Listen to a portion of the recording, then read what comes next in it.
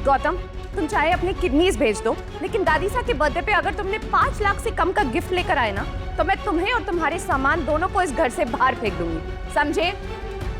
जोधपुर के crorepati businessman family Agarwal and sons की head Gayatri Devi का जन्मदिन मनाया जाने वाला था। शहर के बड़े बड़े रईस उस पार्टी में आने वाले थे, लेकिन गायत्री देवी की पोती अवनी बहुत परेशान थी, क्योंकि उसके दादाजी ने उसकी शादी किसी अनजान वजह से एक बेहद गरीब लड़के गौतम से करवा दी थी। अवनी चाहती थी कि वो अपनी दादी साहब को एक महंगा गिफ्ट दे, ताकि सबके सामने उसकी बेइज्जती ना हो। अवनी, आज शाम को जो गिफ्ट मिलेगा ना, उससे तुम्हारे साथ साथ दादी साहब के भी होश उड़ जाएंगे, देख लेना। गौतम ने अवनी से तो कह दिया था, लेकिन उसके पास कोई प्लान नहीं था। वो एक ज्वेलरी शॉप के सामने जा पहुंचा। एक अंगूठी की तरफ देखकर वो कुछ सोच ही रहा था कि तभी अबे ओए, क्या देख रहा है? तू जानता भी यहाँ के एक एक जेवर की कीमत 5 लाख रुपए शुरू होती है। देख रहा हूँ। देखने में पैसे लगते हैं क्या? अच्छा, तो मारने के भी पैसे नहीं लगते, आया समझ में? आगे रे। गार्ड ने आंव देखा ना ताव और गौतम को धक्का दे दिया। जाना।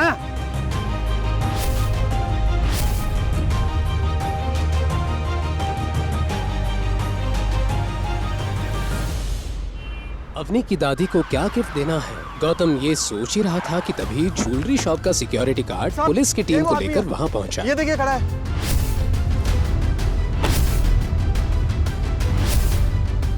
गिरफ्तार करो इस चोर को। क्या हुआ इंस्पेक्टर साहब? साहब यही वो आदमी था जो दुकान के बाहर चक्कर काट रहा था साहब। अरे मैं तो बस दुकान के बाहर खड़ा हुआ था, मैंने कोई चोरी वोरी नहीं की।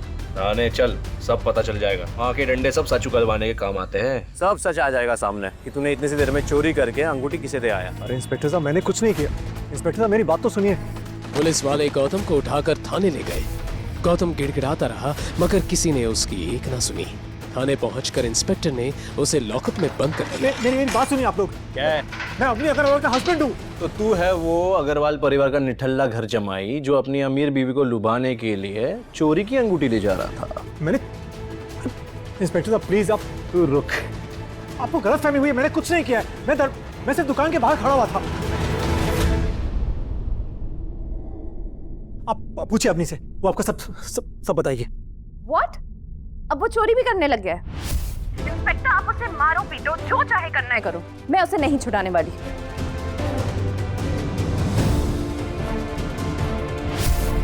गौतम को भी अब समझ नहीं आ रहा था कि वो इस लॉकअप से कैसे निकलेगा। उधर इंस्पेक्टर भी उसकी एक भी बात सुनने को तैयार नहीं था और उसी से ज्वेलरी शॉप में चोरी हुई अंगूठी निकलवाने की जिद पर आ रहा था।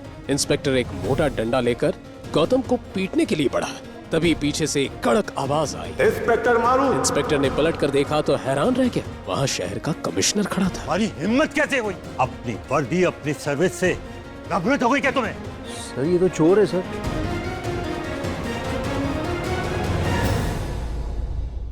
तो हुक्म, मेरे इस इंस्पेक्टर की वजह से मैं बहुत शर्मिंदा हूँ। आपको यहाँ बहुत परेशानी हुई, उसके लिए मैं माफी मांगता हूँ। हुक्म। सर आप एक मामूली से घर जमाई के सामने हाथ जोड़ रहे हो। सर इस चोर की बीवी ने मुझे खुद बोला है इसे छोड़ना नहीं है। चोर? How dare you say that? अगर ये चाहे तो उस शोरूम से भी बड़ी 10 दुकानें खरीद कर आग लगा दे। ये देखो। कमिश्नर ने अपने मोबाइल पर उस इंस्पेक्टर को कोई मैसेज दिखाया। वो देखते ही इंस्पेक्टर का चेहरा सफेद पड़ गया और वो गौतम के पैरों में गिरकर माफी मांगने लगा। हमको माफ कर दीजिए हुकुम, हमको माफ कर दीजिए। हुक्म, मैं आपको बाहर छोड़ूं? बस इतना ध्यान रखिए कि मेरी पहचान के बारे में किसी को पता ना चले, मेरी बीवी को भी नहीं। जी। गौतम ये कहकर वहाँ से निकल गया। क्या है सच्चाई? क्यों कमिश्नर साहब तक उससे हुक्म कहकर उसके आगे गिड़गिड़ा रहे थे? आगे एक ऐसा राज खुलेगा जो आपकी होश उड़ा देगा।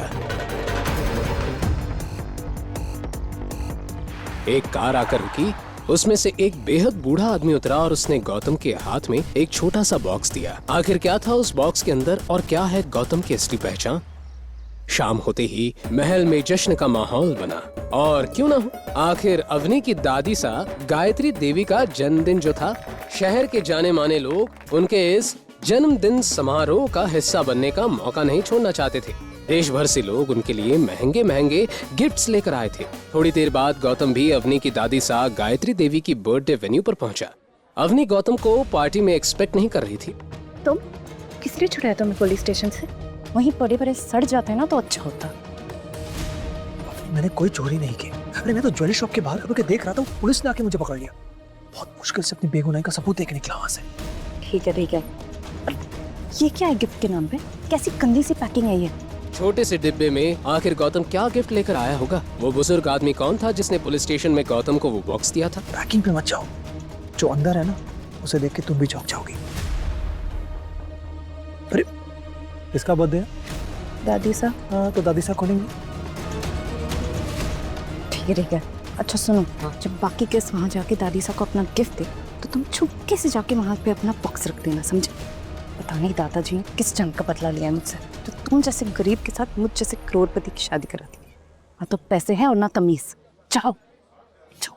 गौतम को सोच पाता उससे पहले ही किसी के कदम पार्टी के वेन्यू हॉल की तरफ बढ़ने लगे। वो खूबसूरत लड़की चेहरे पर मुस्कान लिए एक बॉक्स के साथ गायत्री देवी की तरफ बढ़ने लगी। उसे देखते ही अवनी का चेहरा उतर गया। गिफ्ट बॉक्स से एक बहुत ही खूबसूरत और चमकदार नेक पीस निकला। ये गिफ्ट देने वाली लड़की कोई और नहीं बल्कि अवनी की कजिन सिस्टर शनाया थी। इतने चमकदार हीरे तो मैंने अपनी 75 साल की उम्र में कभी नहीं देखे। इस घर की बाकी लड़कियों से तो कितनी स्मार्ट और समझदार है शनाया। गौतम ने अपनी वाइफ अवनी की ऐसी खुलेआम बेइज्जती होते हुए देखा।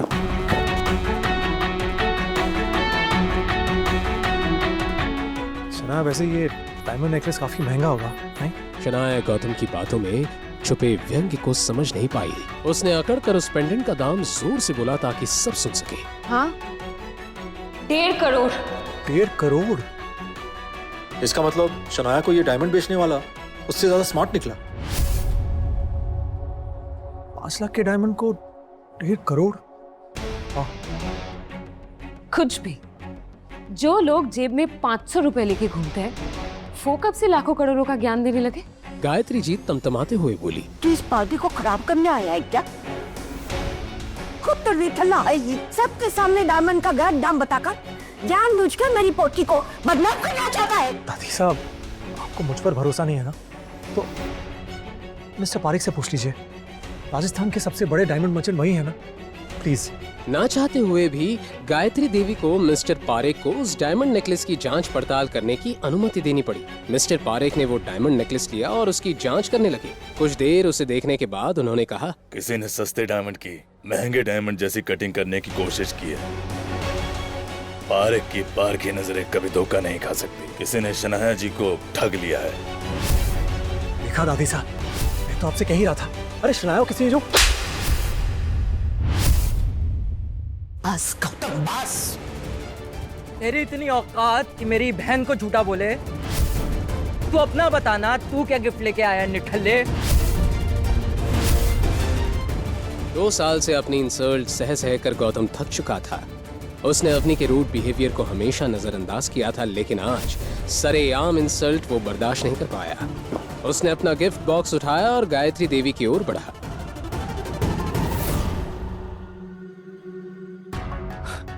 ये क्या? मेरी दादी के लिए सोम बाजार से सस्ता सा गिफ्ट? बस आज से, अभी से अग्रवाल खानदान के किसी भी सदस्य से मेरा कोई मतलब नहीं।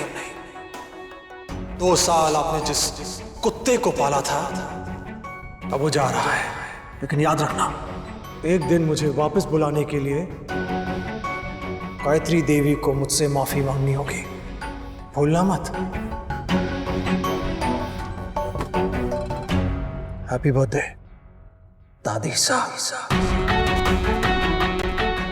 बॉक्स के अंदर ऐसा क्या था जिसे देखकर अवनी के होश उड़ गए? आखिर क्या है उस बॉक्स के अंदर जिसे देखकर गायत्री देवी और अवनी इतना घबरा गई? अरे रोको, कोई रोको गौतम को। 2 साल हमारे साथ रह रहा है, लेकिन हम जान नहीं पाए कि हमारे साथ कौन रह रहा है। मैंने तो उसको झापड़ मार दी और बर्बाद हो जाएंगे। आखिर क्या है उस बॉक्स के अंदर जिसे देखकर गायत्री देवी इतना घबरा गई? कौन था जिसने गौतम को वो बॉक्स ला कर दिया?